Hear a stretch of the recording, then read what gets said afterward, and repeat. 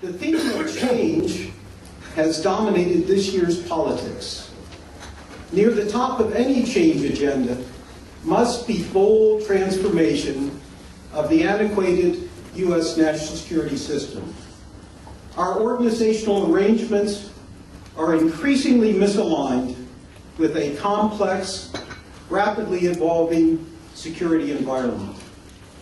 Most alarming is the widening gap between the challenges we face and our capacity to deal with them.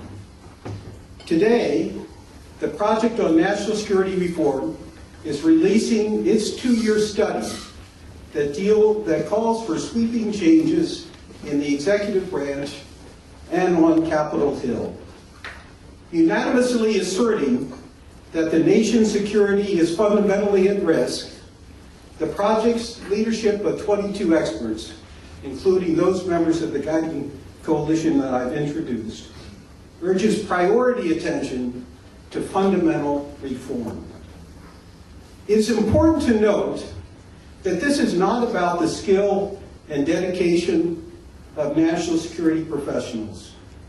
They are working incredibly hard and with unsurpassed dedication. The problem is that an outmoded system wastes much of their hard work. It is not surprising that a 60-year-old national security system is not prepared to handle the threats or exploit the opportunities of today. The world has changed dramatically since passage of the National Security Act of 1947. The single Cold War threat has given way to a multitude of diverse challenges, from rogue regimes to terrorists to transnational criminals. We must now plan and prepare for many contingencies, spreading thin our attention and our resources. We must now defend against small groups or even a few individuals who gain access to lethal science and technology advances. We must partner with an increasingly wider array of nations and multilateral organizations to defeat these threats. These challenges cannot be met by Cold War approaches and by our rigid, bureaucratic, competitive departments and agencies. The terrorist attacks of 9/11, troubled stability operations in Iraq and Afghanistan, and poor response to Hurricane Katrina provide compelling evidence of the inadequacy of current arrangements. These setbacks were not coincidental. They evidence a system failure, but the problems plaguing the system are long-standing. Their seeds were sown in the 1947 Act.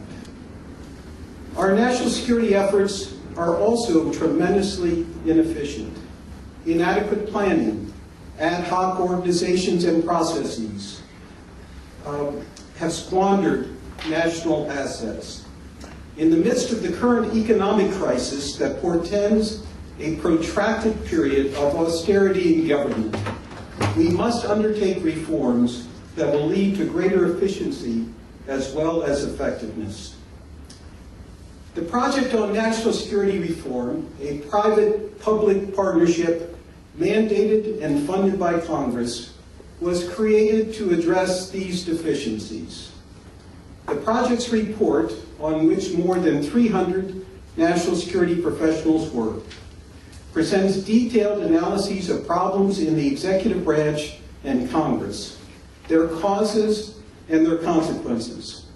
It also proposes an integrated set of recommendations that address all elements of organizational effectiveness, including processes, structure, personnel incentives, leadership, resources, and oversight.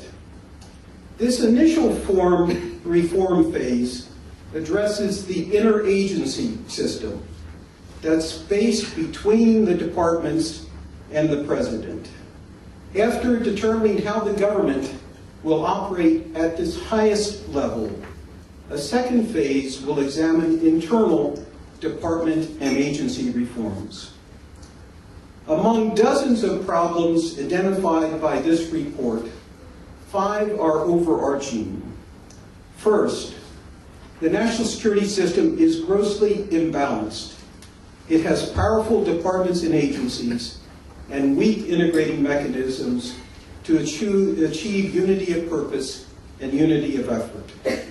Personnel incentives, which reinforce strong departmental orientations, magnify this problem. The second problem arises from the absence of a clear link between resources and missions. We fund departmental capabilities, not actual mission requirements. Third, the White House centralizes in a futile effort to overcome the system's inabilities. An overburdened White House becomes a bottleneck, constraining timely and comprehensive action on the full range of security issues. The fourth problem is that the national security system is not managed as a system. Many critical tasks, strategic guidance, macro resource allocation, evaluation of system-wide performance are not performed at all. The last problem is found on Capitol Hill, where narrow committee jurisdictions focus on the parts of national security and reinforce executive branch problems. The Project on National Security Reform is now translating its recommendations into 3 legal instruments: an executive order for the President-elect's consideration, amendments to the rules of the Senate and House, and a new National Security Act.